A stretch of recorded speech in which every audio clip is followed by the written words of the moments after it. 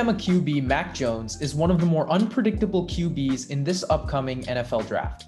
After not playing much his freshman and sophomore year, Jones lit it up his first year as a full-time starter, tossing 4,500 yards, 41 touchdowns to just 4 interceptions. He capped off his season with a 464-yard, 5-touchdown performance on the biggest stage, adding to an already stellar Alabama legacy. Jones' stock has risen up the ranks these past few weeks, but the question remains, how good is he? Hello everybody, my name is Anish Gupta and welcome back to the Cold Hard Truth podcast, bringing you the cold hard truth on all things football. Before we get started, I wanted to thank you guys for 1,400 subscribers. Seriously, you guys have been killing it these past few weeks, and we're so excited to keep bringing you content, whether that is here on our YouTube channel or our podcast episodes on Spotify and Apple Podcasts. The link will be in the description. And while you're at it, be sure to like, comment, and subscribe down below. It only takes a couple seconds of your time, and we would really appreciate it. Don't forget to turn on the bell for post notifications. Now, with that being said, let's get into it. Here's my scouting report on Alabama QB Mac Jones. Now, one of Mac Jones' biggest strengths is his ball placement. He plays a very poised game, and he knows how to throw the ball to where only his receiver can get it. In the national championship game, he was consistently throwing the ball in the right space while also keeping his composure in the pocket. For example, on this second down play, he immediately recognizes that Devontae Smith has a step on OSU corner Shaun Wade, and actually leads him up to create more separation than he had already done on the route. He sees that the safety can't get there in time, so he puts it perfectly so where the safety can't help. Now there's another play on Shaun Wade. Jones takes an average 5 to 6 yard drop back, takes a tiny step, and delivers a perfect back shoulder throw.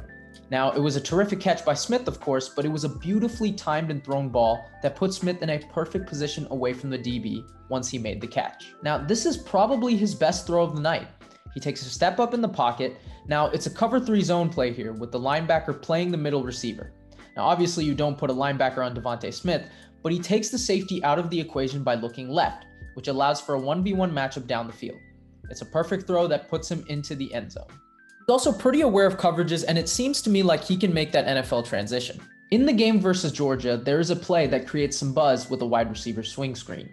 This causes the nickel corner to rush down and try and make a tackle in space, but this allows Smith to slip through and get open.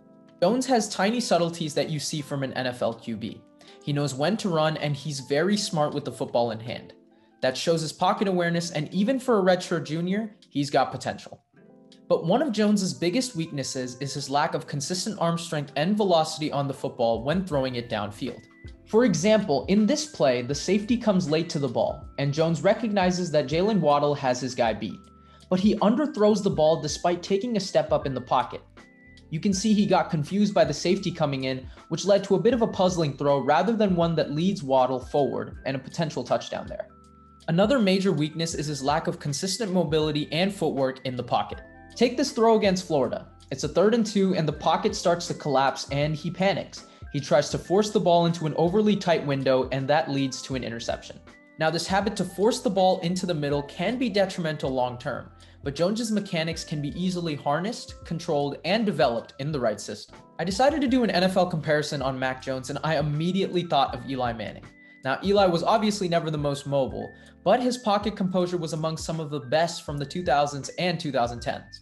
In this throw against the Niners, he is able to avoid the pocket contorting by stepping up and delivering a perfect dart to where only his receiver can get it. Similarly, he stands tall and tough in the pocket and recognizes the free blitzer. He throws it perfectly on a back shoulder throw, and he isn't phased. Jones also has a draft floor of Mitchell Trubisky. Both had similar college paths with limited college experience. Trubisky can also be shaky when watching safeties downfield, and that can lead to some porous throws in the pocket. Now, if I were to project where Mac Jones would go, I think he goes first round as the 4th quarterback taken in the 2021 draft. I think 5 QBs will be drafted in the first round, and I could see him falling anywhere from the high teens to early 20s. A great fit for Mac Jones would be the New England Patriots. He can adapt to a polished system led by Josh McDaniels and Bill Belichick. Another great fit would be the New Orleans Saints. You could redshirt Jones his first year by using Jameis Winston as a bridge QB. He would join a great culture led by Sean Payton to go along with a plethora of weapons on offense and defense despite the cap troubles. Snapping to Mac Jones on a 2nd and 22. Pump fake. And floating one down the sideline is Michael Thomas. And he gets inside the 35 of Tampa Bay. So that is my scouting report on Mac Jones. Let me know what you guys think. Were there any NFL comparisons that I missed or any NFL teams that he would be a better fit at? Please let me know in the comments section. I will respond to all of them.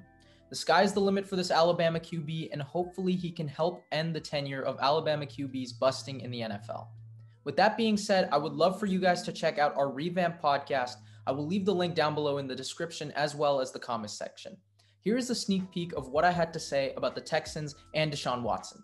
I think coming into this year, right? So as Shrikar said, I think everything changed after that 24-0 start. I picked the Texans to win that game, and I was looking so good. And then the fake punt, ever since the fake punt, it's just been downhill. I still thought Deshaun Watson could get him 8 wins this year. But you could see, right? And I think this really goes to show the mental aspect of an NFL locker room.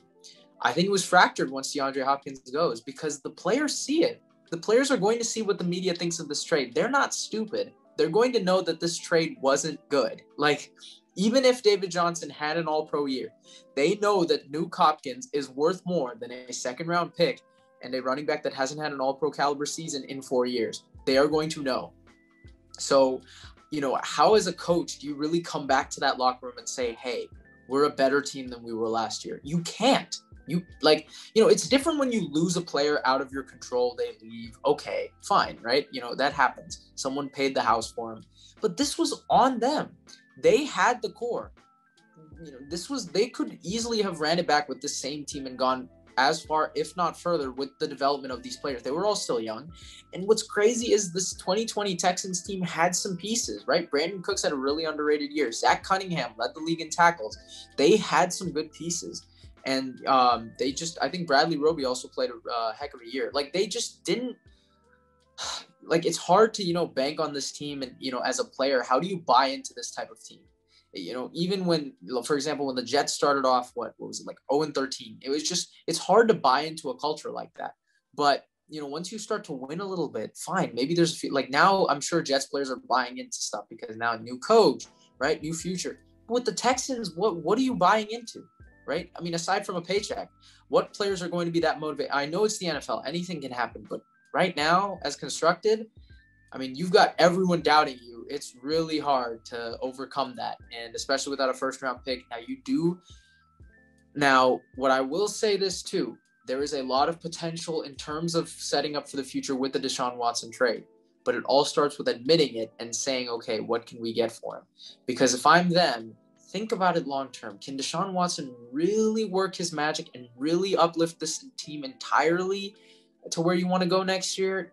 I don't know. Not even he can. So I'd say, their future depends a lot on this Deshaun Watson trade.